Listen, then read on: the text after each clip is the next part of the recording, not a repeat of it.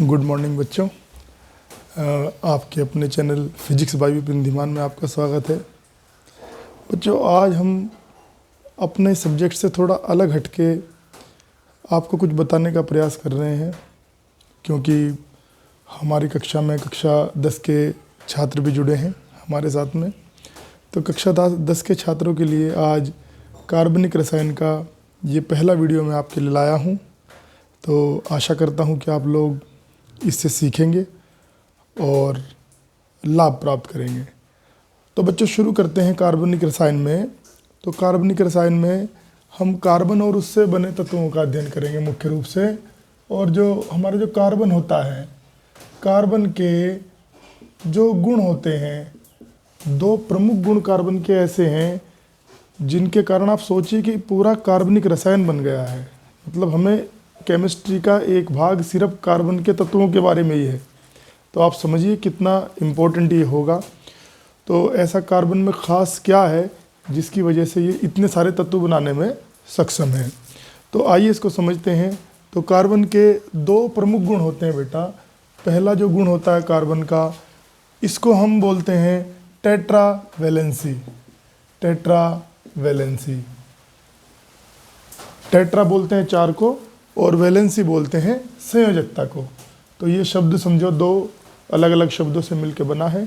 तो अगर हम इसको हिंदी में समझेंगे तो इसका मतलब होता है चतुस्संयोजकता।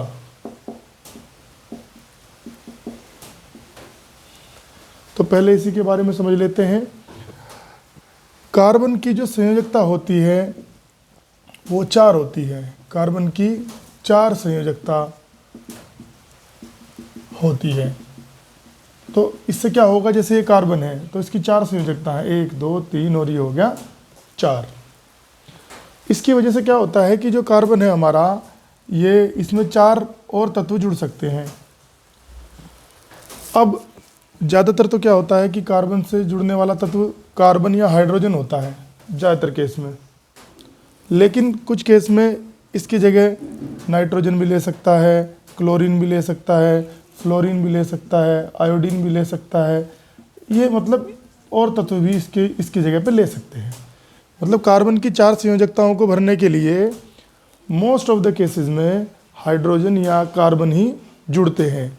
लेकिन कुछ केस ऐसे होते हैं जिनमें इनके अलावा भी कोई और तत्व जुड़ सकते हैं, जैसे क्लोरीन, फ्लोरीन, आयोडीन, नाइट्रोजन, या इसके अलावा भी और बहुत सारे तत्व होते हैं। तो ये जो अलग से जुड़ जाते हैं, जैसे फ्लोरीन जुड़ गया, आयोडीन जुड़ गया, नाइट्रोजन जुड़ गया या क्लोरीन जुड़ गया, तो उसकी वजह से क्या होता है कि जो तत्व हमें प्राप्त होता है उसके गुण इन्हीं के द्वारा निर्धारित होते हैं। ये जो जुड़े हैं, जो समूह जुड़े हैं अलग से, तो इनको हम क्रियात्मक समूह भी कहते हैं। आगे चल के इसको हम डिटेल में पढ़ेंगे। तो ये तो पहला गुण हो गया। तो आप वीडियो पॉज करके नोट्स भी बनाते रहें कि भाई कार्बन की संयोजकता 4 होती है, और इसके कारण क्या होता है कि इसकी 4 संयोजकताओं को भरने के लिए अधिकतर केस में हाइड्रोजन या कार्बन जुड़ते हैं, लेकिन कुछ केस में नाइट्रोजन, फ्लोरीन, क्लोरीन, आयोडीन आदि भी जुड़ जाते हैं, जिनसे जो हमारा बनने वाला जो कंपाउंड होगा, जो यौगिक होगा, उसके गुण इन्हीं पे निर्भर करेंगे जो इनके साथ जुड़े हैं। तो ये तो हमारा पहला गुण हो गया कार्बन का। अब जो कार्बन का दूसरा गुण है हमारा, वो होता है श्रृंखलन। श्रृंखलन, और इंग्लिश में कहते हैं कैटेनेशन। ये बहुत इंपॉर्टेंट प्रॉपर्टी है ये भी। अब श्रृंखलन क्या होता है?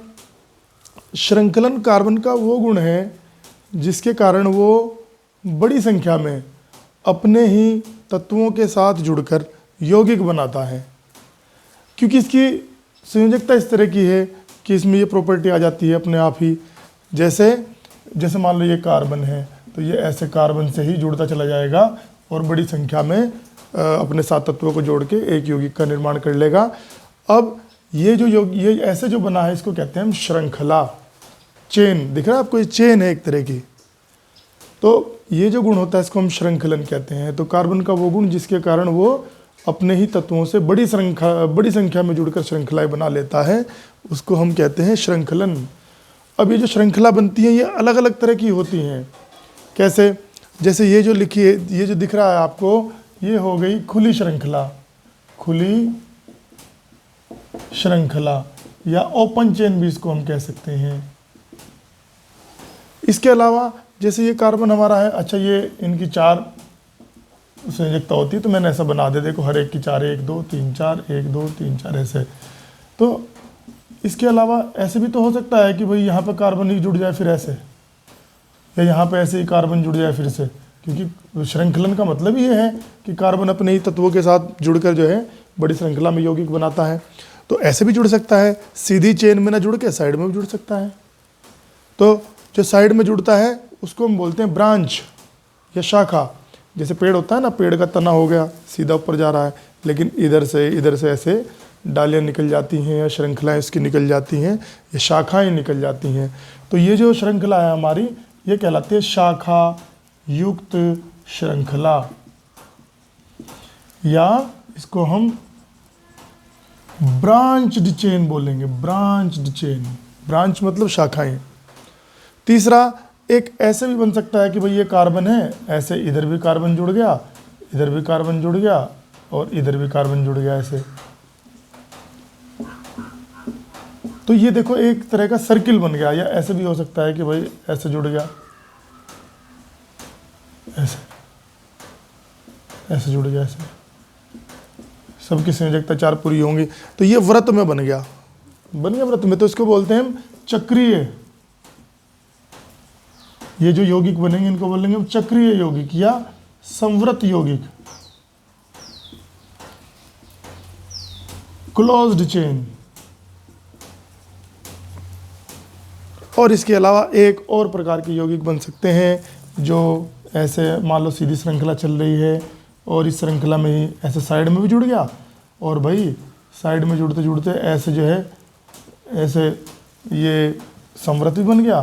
तो ये ऐसे ये कहलाते हैं मिक्स। जैसे ये देखो, ये श्रृंखला भी है, संवृत भी है और सीधी लाइन भी है। तो ये इनको हम मिक्स्ड कंपाउंड भी कह सकते हैं। तो हालांकि बहुत डिटेल में हमें नहीं पढ़ना है इनके बारे में।